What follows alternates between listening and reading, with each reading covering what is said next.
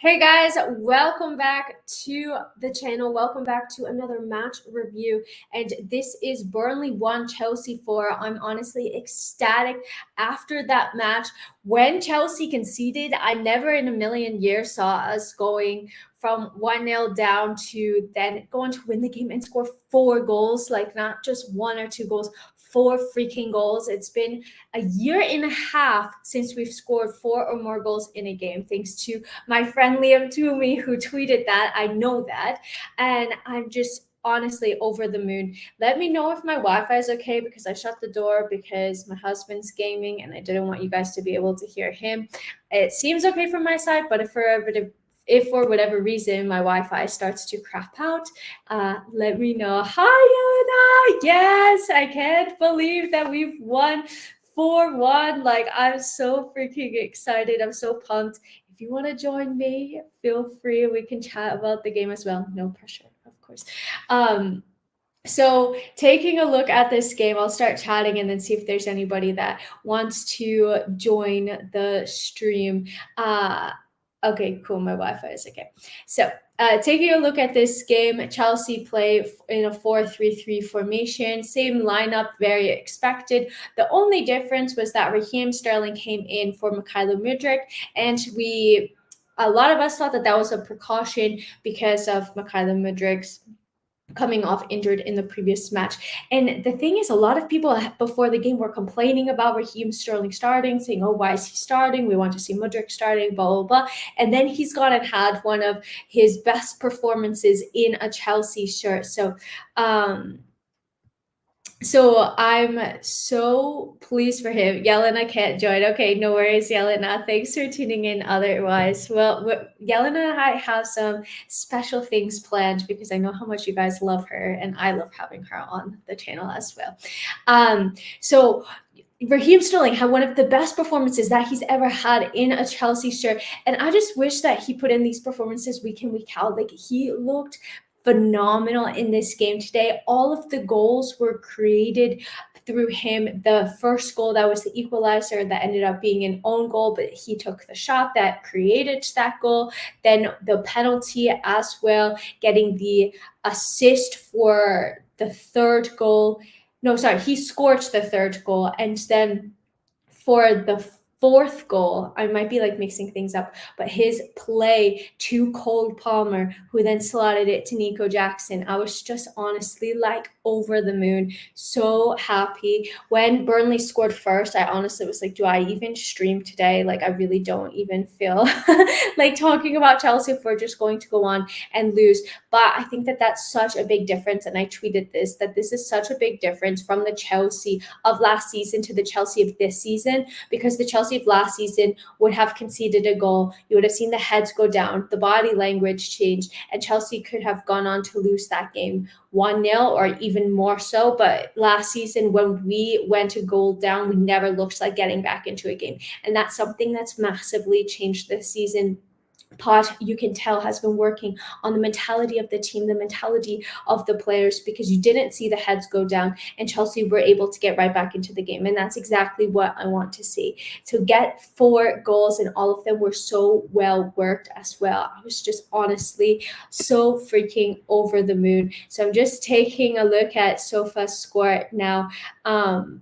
Wait, is this right? Wait, I'm going to refresh the page because the expected goals is so low. So the expected goals for Chelsea is just 1.58. Like, we actually outperformed our expected goals by over double, that's actually insane.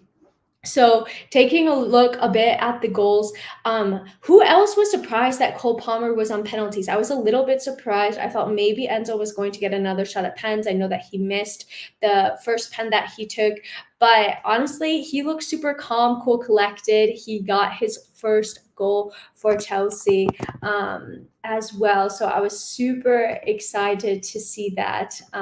Absolutely love him. And I think a lot of people, I'm just going to go onto Twitter here.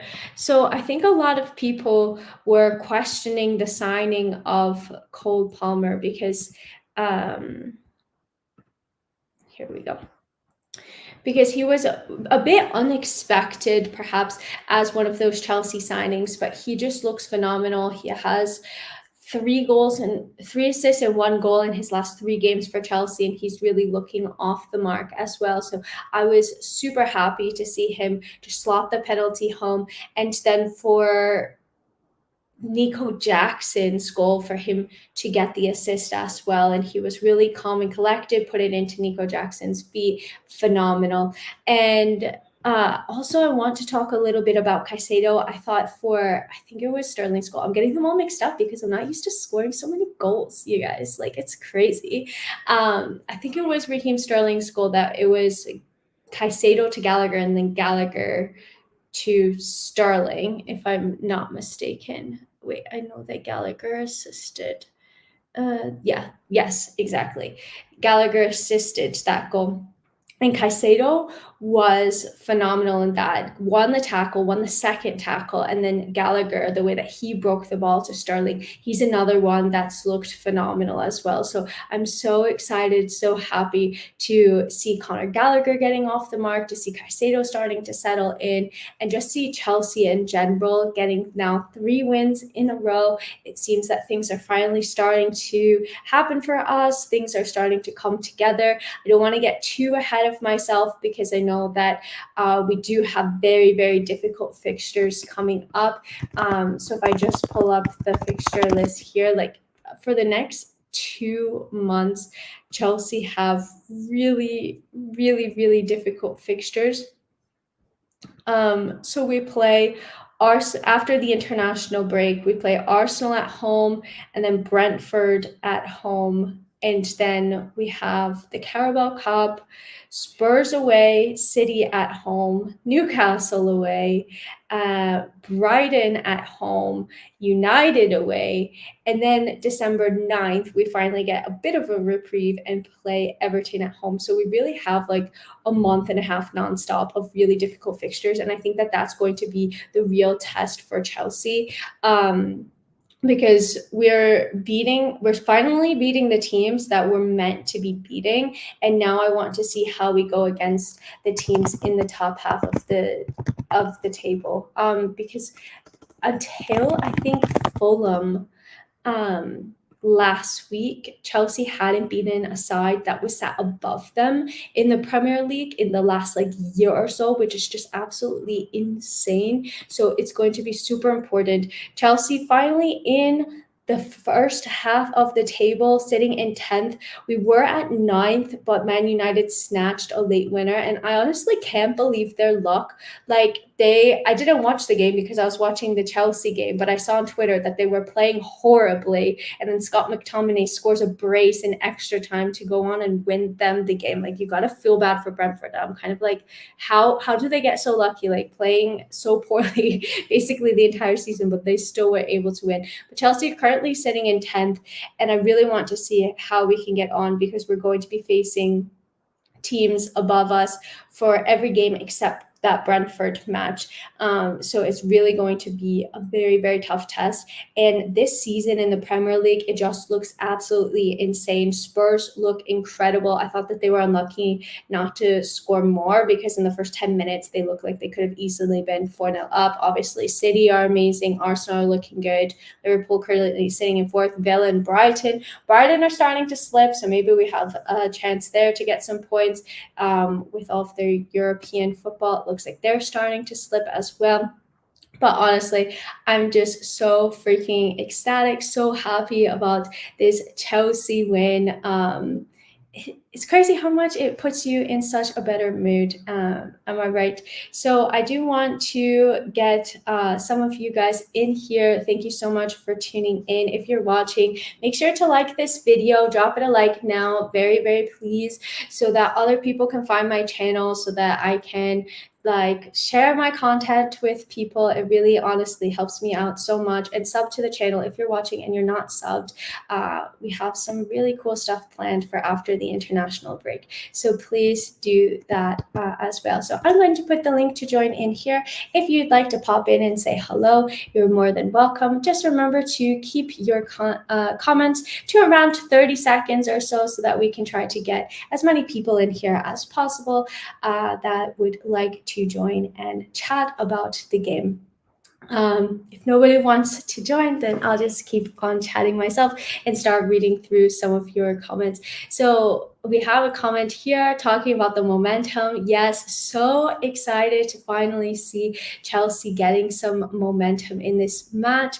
And not even in this match, but in the past 3 matches or so, that Chelsea finally are looking like things are starting to come together.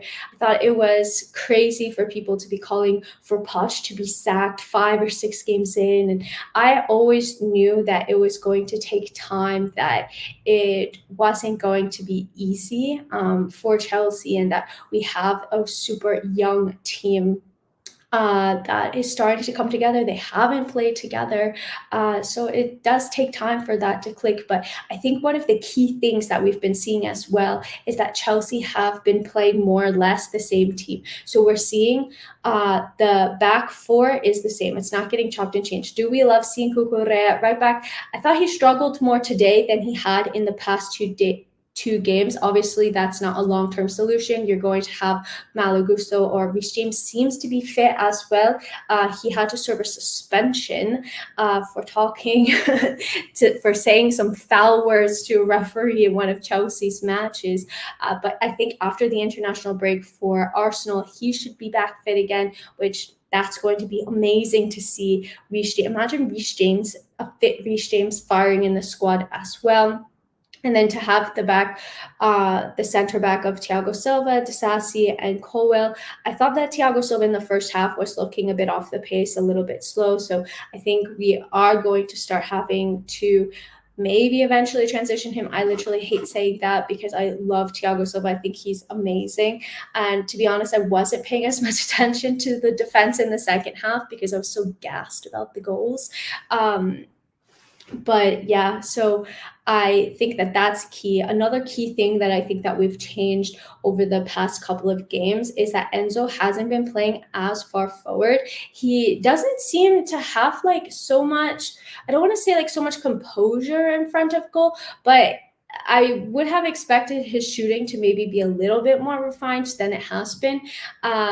Maybe that just takes practice. Maybe that's just like doing shooting drills. Maybe he's a bit nervous because he wants to score for Chelsea. I don't know. But I did notice in the game today and in the past couple of games that he's gotten into some really good positions, but just can't put the ball in the back of the net. So I think the fact of moving Enzo a little bit further back, partnering with Caicedo, and then playing Conor Gallagher further forward in kind of like an 8/10 role has really made a difference as well. Conor Gallagher has been one of the best players, and I honestly love to see that. I love to see him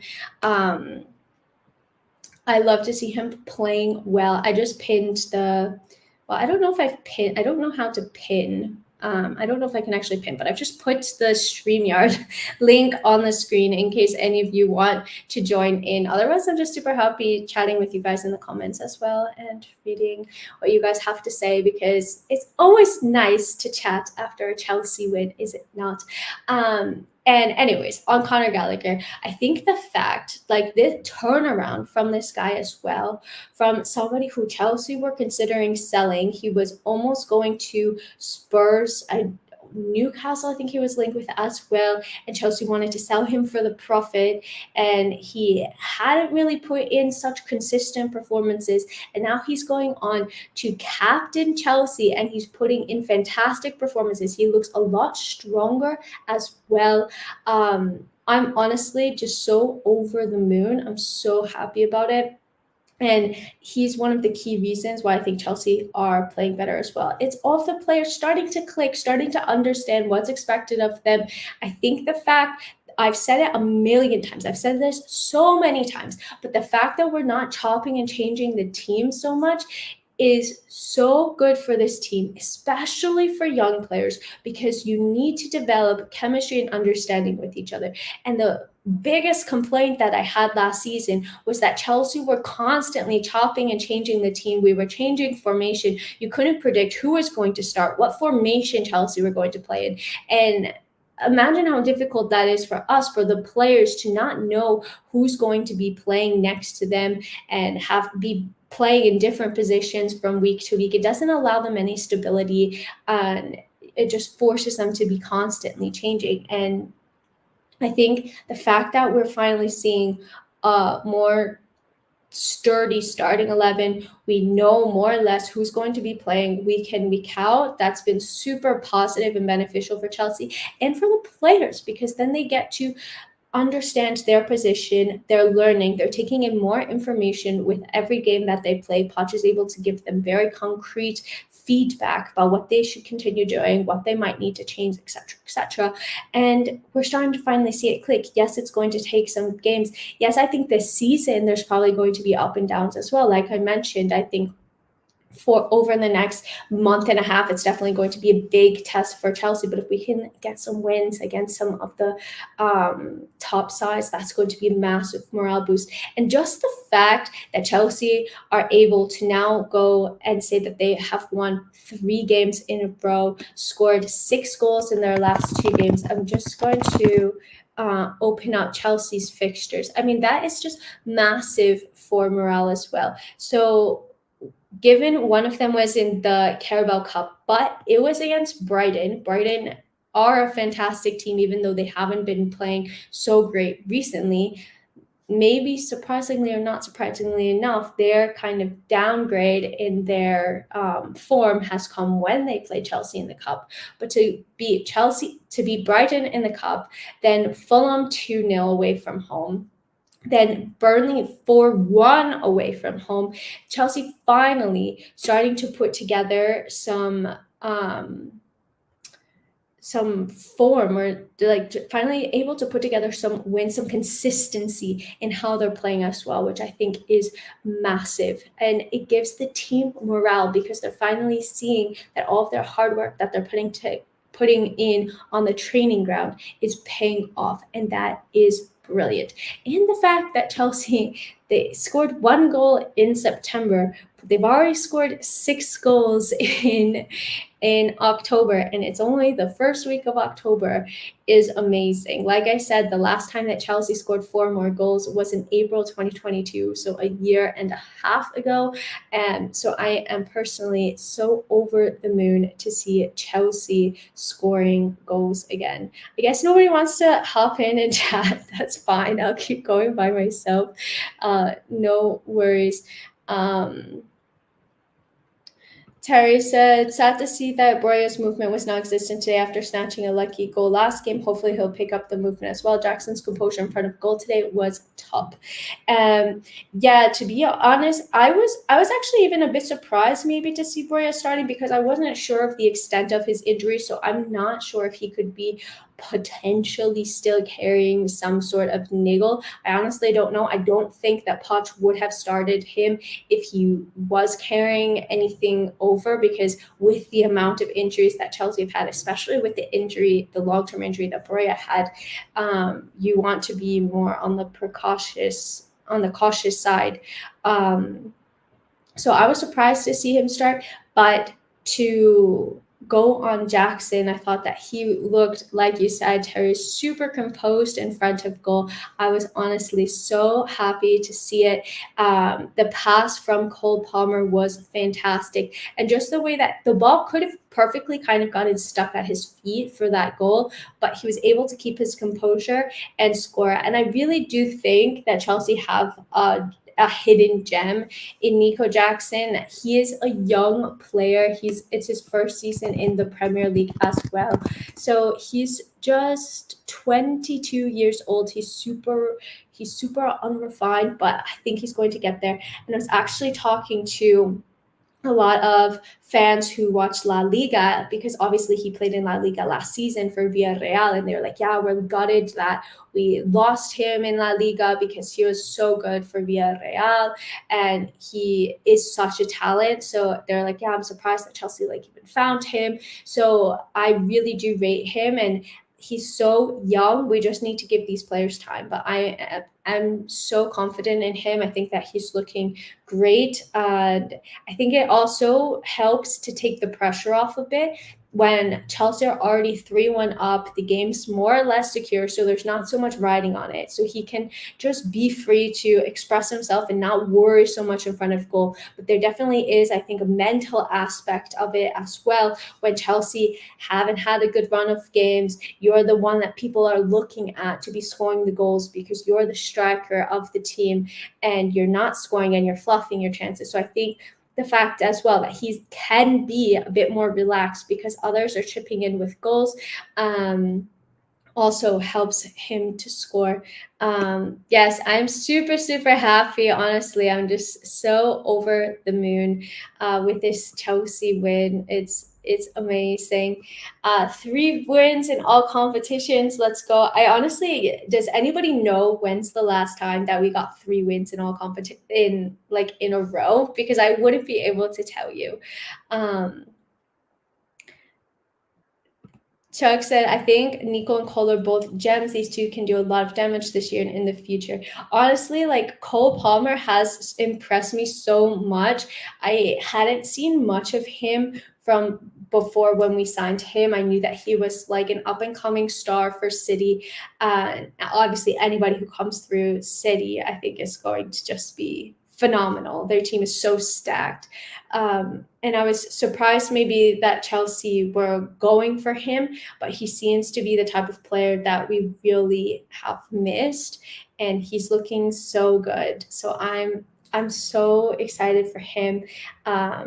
I really wonder like what's going to happen when Nkuku comes back into the team. Like, does Gallagher get dropped? Does Jackson get dropped? Does Cole Palmer get dropped? Sterling Mudryk, like Chelsea have so many attackers, and I think that is a blessing. I don't want us to change like the chemistry too much, like I said, because I think that's important. So it's really difficult to balance like the chemistry of the team and resting the team as well. So I don't know, who do you think comes in for like when Nkuku comes back? Obviously, he's not just going to drop right into the team, but for the amount that Chelsea paid for him, the fact that he is a proven goal scorer as well, I do think that he's going to be a starter when he's fit. So who do you think he comes in for? Because I don't, it's so hard to like Gallagher and Cole Palmer for me are just undroppable at this moment in time. I think that they're playing super good.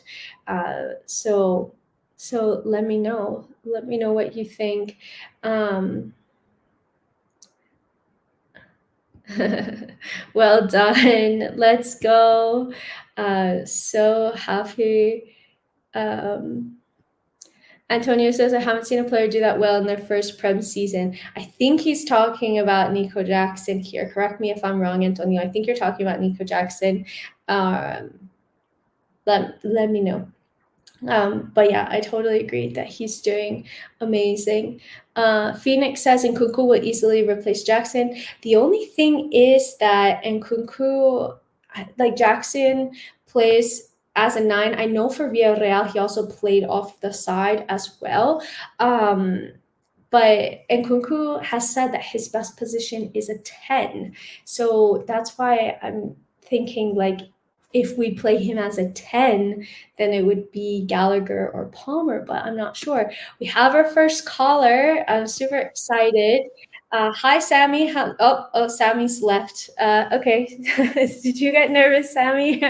I was really excited to have our first caller. Remember, guys, this is a call in. So if you want to chat and feel comfortable talking in front of the little group on YouTube that we have. It's not so massive, just 50 of you watching, but really appreciate it. Feel free to join the StreamYard link that I've just popped in there and we can chat and talk about Chelsea. So hope to hear from some of you. If not, super loving the comment section that we have going here. It's been amazing. So let's see if we have any other comments regarding who comes out when Nkunku starts. So Matt said, if Poch keeps the three midfield with Connor, Caicedo, and Enzo, then I could see him putting Nkunku on one of the wings and have Misha, Sterling, Palmer on the other. Yeah, that's something else that I was thinking about as well. Or maybe you play Nkunku as the 9 and you maybe have like Palmer playing off of him and Gallagher playing off of him. I think the key for him is that he has a player to play off of and that he's not the sole striker. But it's going to be really interesting to see how he fits into the team, because in preseason he was playing as a 10 with Nico playing as the 9. So definitely something to watch out for, to keep our eye out for. I really am curious to see how he fits in. Ryan says, just hoping the international break doesn't dissipate this building of form and confidence. I know, I really hope so as well, because we're finally getting into the flow, and I feel like the international break hasn't come at a good time for Chelsea, because we're finally starting to play well. And you just have to, I hope and pray that none of our players that got called up for international duty get injured. I really hope not. But it will give time for Poch to work with the players that aren't going on international duty. Chelsea obviously are one of the teams that have a lot of players leaving, a lot of players called up, but totally agree. Chucks is saying it's a tough one, but maybe Nkunku on the left. Yeah, I think he can play realistically like across the front three. Matt says, or maybe just put Nkunku at 9. He's pretty comfortable as a lone 9. He did a great job for Leipzig. Yes, could see him play there as well. So I'm interested to see where he ends up playing and kind of who drops out for him. It does create a bit of healthy competition in the side as well. And one of the things that I absolutely love is the togetherness of the side. And when Chelsea score, you can see how much it means to the players, that they're all celebrating and they're all psyched and happy for one another. So I absolutely love that as well. So I don't know. Let's see who he comes out for. Chris says, say something about Sterling haters. I don't like to like call people out or anything like that. The thing with Sterling that I can find maybe a bit frustrating is that he puts in these amazing performances, and I just want to see these types of performances week in, week out. And I feel like sometimes he looks amazing, and then sometimes he just isn't as consistent when he's playing, or sometimes it feels like he has the ball stuck at his feet and the attack breaks down, and then other times like today he looks phenomenal. So I think when Raheem Sterling is on as well, Chelsea look like such a better team, because his ability to get past people, his dribbling ability, his speed, that he can just basically start from zero and accelerate and then stop and put a ball across the face of goal or take a shot. I think he's so strong at that. So I really want to see this Raheem Sterling week in, week out, because he's a phenomenal player when he's on it. Ali said, another win. Let's go, baby. So excited as well. So chuffed that you guys are all happy about the game, happy about the results. Let's take a look at some of the other Premier League matches that happened today. I haven't taken a look. So Spurs obviously went 1-0. They beat Luton 1-0. I am so upset for my fantasy team, because I honestly thought they were going to win like 4-0. Obviously, Bissouma red card. Fulham beat Sheffield 3-1. Chelsea beat Burnley 4-1. United beat Brentford somehow miraculously 2-1. And Everton beat Bournemouth 3-0. And then we, of course, have Crystal Palace versus Forest. That's just started. And then tomorrow we have a lot of crazy fixtures. Brighton versus Liverpool, West Ham versus Newcastle, Wolves versus Aston Villa, and the big match of the weekend, Arsenal versus Man City, which I'm very excited about. So yeah, I've literally just been chilling watching the football all day. Like, have not done anything the entire day. Psycho Rack says Mudryk and Sterling on rotation for left wing is pure magic. Yeah, the only thing is that I really feel that with Mudryk, he is so young and he requires a run of consistent games in order to show his best. And I don't think that it's a coincidence that we're seeing him getting to his best and putting in his best performances and finally got his goal. And he's looked so sharp because he got a string of games, because I think he needs that. And I think just in general, most players would need that, but Mudryk especially. So I think it's such a conundrum because you have players that you want to give consistency, but then you also have competition. So who starts? Because if you had asked me today, I would have said Mudryk should 100% be starting ahead of Raheem Sterling. And I think most people would have agreed with me. But now Sterling has just put in a fantastic performance. So then now I would say, okay, actually, I think maybe Sterling should start. Chelsea are still in the cup competition, so there is room for that. But we're not in Europe this year, so there's not as many opportunities in terms of rotation and the amount of games. I do think that's good for Chelsea to just have their head in the Premier League and be able to focus on the cups. But yeah, it's an interesting dilemma for sure.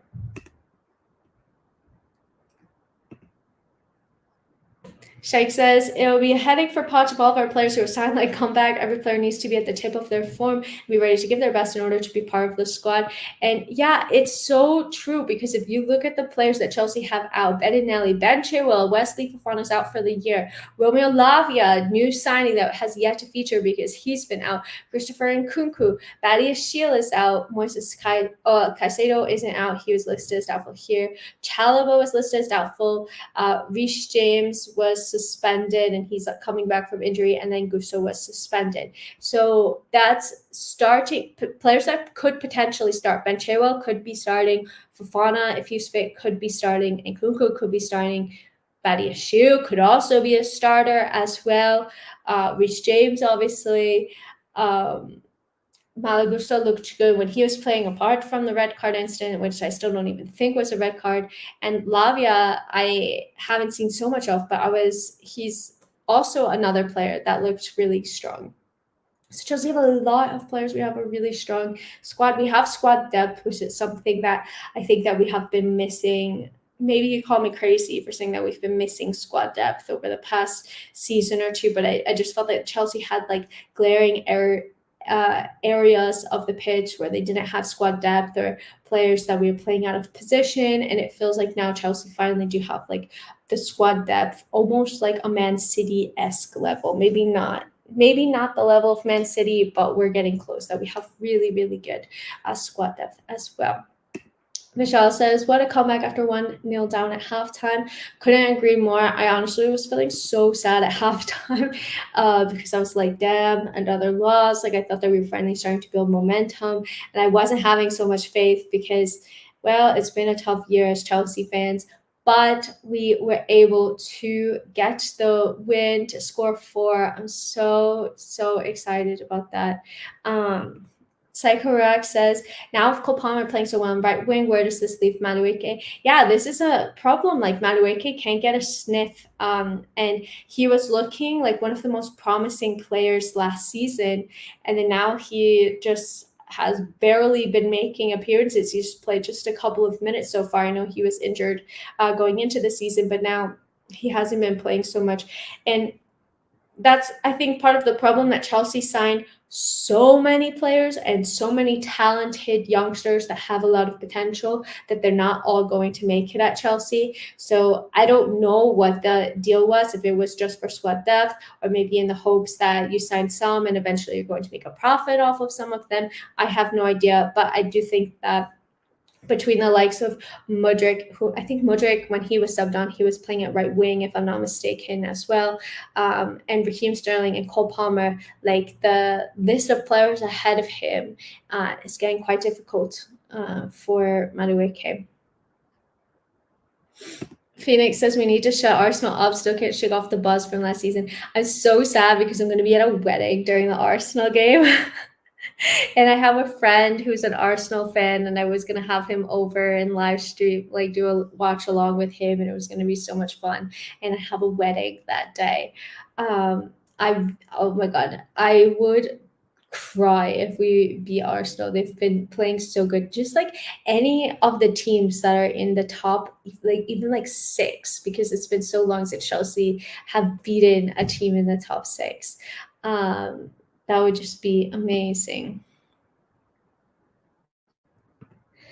We have a comment here. Still think we need a nine. In my opinion, it's healthy to have competition. Tony would be ideal since Osman will cost a bomb. What do you guys think? I know that Chelsea were linked with signing Ivan Tony once he's back from being banned in the January transfer window. What do you guys think about this signing? I think that he's a fantastic player. I don't know if we like maybe we need a nine, but I feel like between Jackson and Broya, like I don't know, we don't have like uh a developed nine, perhaps one that you know is going to get you 10, 20 goals in a season. We definitely don't have that, but I do think like they have the potential to do that in the future. So for me, it's a bit hard, and I don't want to have too many players in crowd, like was the issue last season. What do you guys think?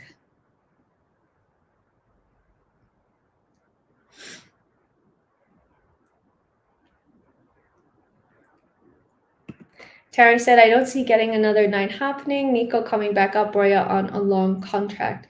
Yeah, so this is basically what I said.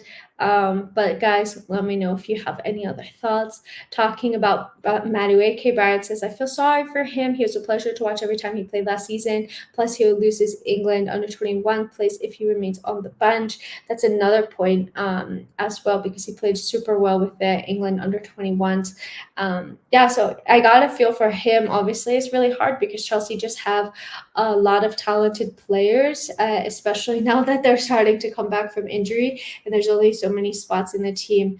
It would help a bit if Chelsea were in Europe, because then you would have a bit more rotation between the European squad and then the squad that plays in the Premier League that weekend.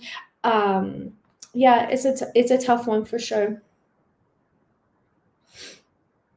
Uh, Noni looked more ready to burst out than Misha at one point until the season. Strange how it turned around now. Misha looks far ahead now. Yeah, it's young players and development. And like I've been saying, it's really, really difficult. And they can kind of break out at any point. Some develop faster than others, some peak faster than others. So it's really difficult. But this was always going to be the case with Chelsea signing so many young players as well.